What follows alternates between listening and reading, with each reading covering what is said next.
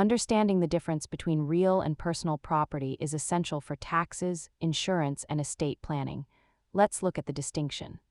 While both are assets you own, the law treats them very differently. Here is how they stack up. Real property generally refers to land and anything permanently attached to it, like a house. Personal property is anything movable, like your phone or car. One major difference is value over time. Real property like land often appreciates, while most personal property depreciates as soon as you buy it. Real property involves more complex legal steps. Because it is stationary, it is subject to specific local property taxes and recorded via deed. Personal property is usually taxed at the point of sale. You do not need a deed to sell a laptop or a piece of furniture.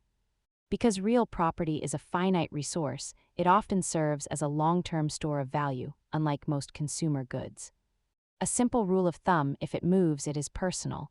If it is part of the ground, it is real. Knowing these terms helps when filing taxes or working with insurers. Subscribe for more money basics and keep building your knowledge.